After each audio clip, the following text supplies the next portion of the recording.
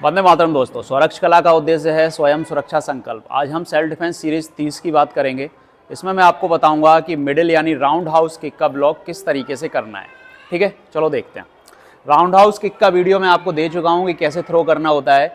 अब मैं बताता हूं कि ब्लॉक कैसे करना है। हमने कई बार देखा होगा कि लोग राउंड हाउस किक करते टाइम हाथ से उसका ब्लॉक करना शुरू करते हैं। जैसे ही इसने किक की तो सोचते हैं मैं इस तरीके से इसको हाथ से रोकूंगा, लेकिन आप यहाँ एक चीज़ नोटिस करो कि आपकी ये जो बोन है वो आपकी सिन बोन से वीक है, यानी जो सिन बोन होती है वो इससे ज़्यादा स्ट्रॉन्ग है। अगर आप इसको एक या दो बार इस तरीके से डिफेंड करोगे 100% आपकी ये बोन में यहाँ क्रैक हो जाएगा और उसके बाद आप ब्लॉक करने लायक नहीं रहोगे।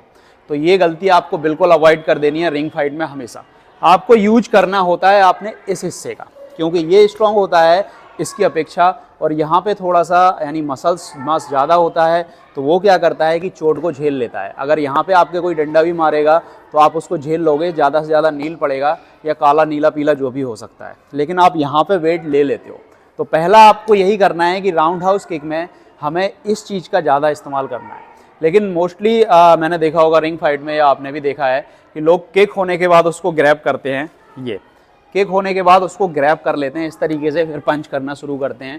लेकिन मैं इसमें थोड़ा सा ये मानता हूँ कि अगर वो किक रिप्स पे पड़ रही है और अगर उसकी किक बहुत ज़्यादा पावरफुल है तो आप ग्रैब कर ही नहीं पाओगे। इसके लिए बहुत ज़्यादा प्रैक्टिस चाहिए। तो ग्रैपलिंग का मैं दूसरा तरीका आपको बता देता हूँ कि आपको पहले तो अपना गार्ड रखना है, और जब आप किक सामने से देखेंगे इस तरीके से तो आपको इस तरीके से घुसना है, यानी यहाँ से फेस गार्ड करते हुए आपको किक को यहाँ पे ले रहा है। जैसे कि इस डायरेक्शन में थोड़ा सा देखो, किक हुआ एंड ग्रैब। ठीक है, ये चीज़ आपको समझ आ गई कि हमें ग्रैब कहाँ पे करना है। तो हमने इस पोर्शन से इसको ग्रैब किया हुआ है यहाँ पे। अगर ये यहाँ पे पड़ता है तो इतना ज़्यादा पेनफुल नहीं है जितना कि यहाँ रिप्स पे है। ठीक है, तो मैंने इसको ग्रैब किया एंड यहाँ से आप देखो आपके पास ऑप्शंस खुल रहे हैं बहुत सारे। अगर आप रिंग फाइट में नहीं हो तो आप यहाँ से ग्रॉइन पे भी हिट ले सकते हो, या यहाँ से ये लेग भी ब्रेक कर सकते हो। ठीक है, ये दो ऑप्शन तो मैंने आपको बता दिए।